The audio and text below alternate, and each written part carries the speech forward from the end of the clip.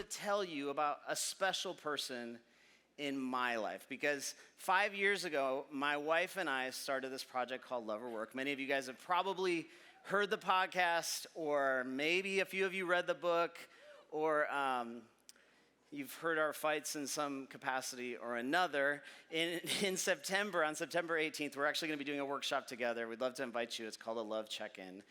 But speaking of a Love Check-In, today is actually a very special day for her and I. And if I were to give you one piece of advice that you should write down in your notebook, don't plan a major event on your 20th anniversary. But this was... This was 20 years ago. I was obviously 13 years old.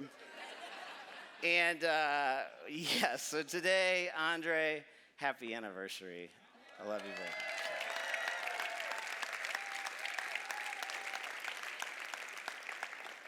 So part of my story and the part of the story of Plywood began in 2006, and I was at Sundance Film Festival.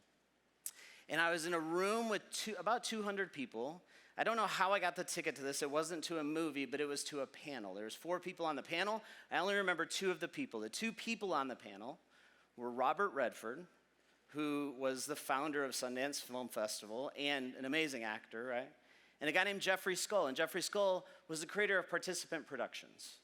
Participant Productions that year had created a couple amazing films. You guys probably remember these. Hotel Rwanda and Super Size Me. And there was a few other ones that all had these social causes connected to the work that they were doing, to the stories that they were sharing. And I remember I was sitting in the back row of that room, my back against the wall. It was packed out. And it was the first time I had ever heard of this idea called social entrepreneurship. This is in 2006. And I remember them talking about this combination of using their best business minds that they possibly could and using them for a sustainable approach to some of the biggest social issues in the world.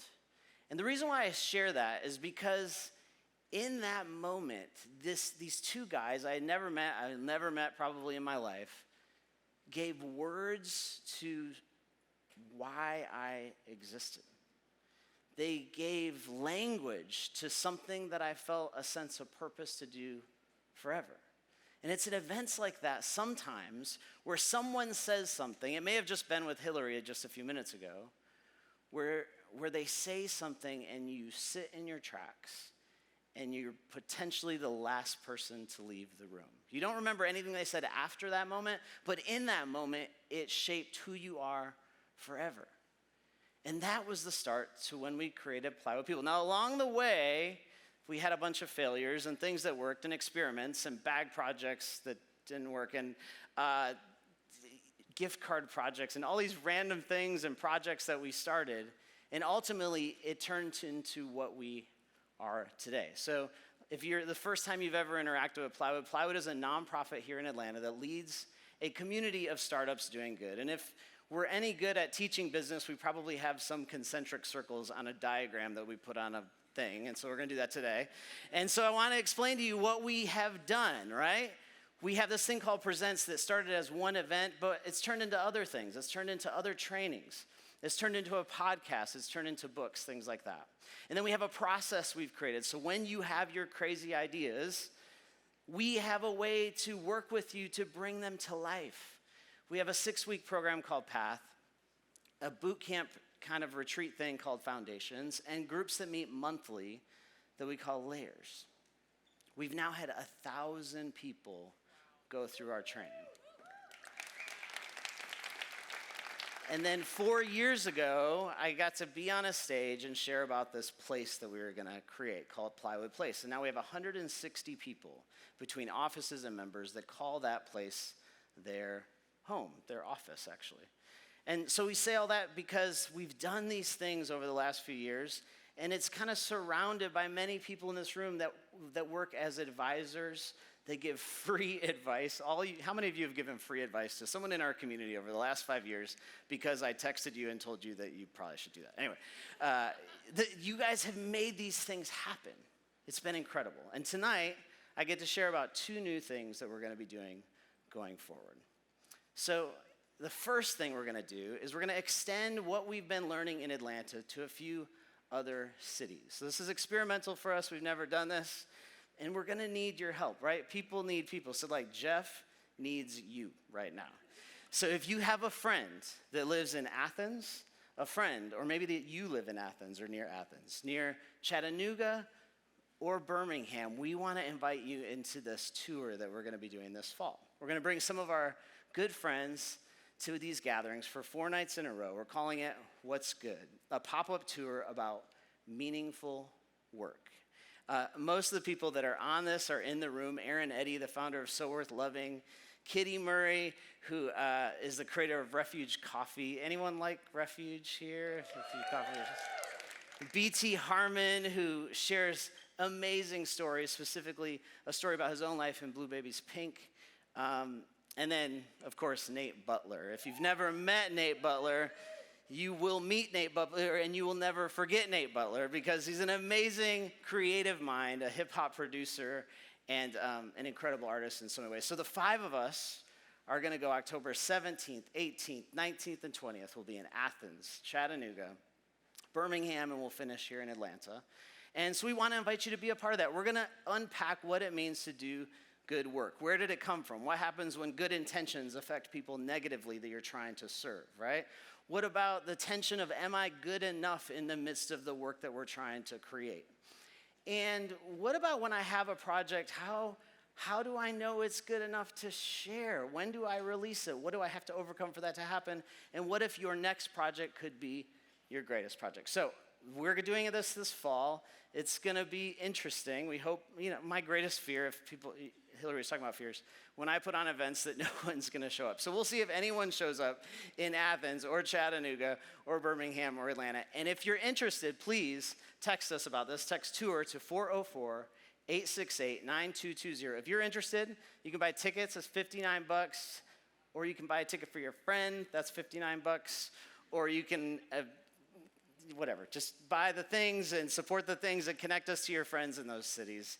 And we hope it's an encouragement for all those people, friends in other cities. And then secondly, in the midst of this idea competition, we started researching what has been working and what has not been working. And something that is incredible I wanted to share tonight is through this idea competition, we've awarded 12 grants in over $100,000 to organizations while we've been doing this. And some of these have been kind of side grants and things like that. But over this time, there's been 12 organizations that have been a part of winning grants through the Plywood community. This is over the course of 10 years. And 100% of the people that have won our idea competition are still sustaining today.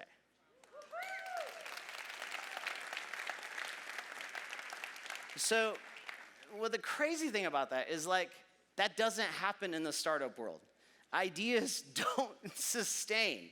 Very few ideas sustain. These ones have worked, and it's because we both have a platform and we have a community, an ecosystem that invests in these projects. It's not about a $5,000 or $10,000 grant.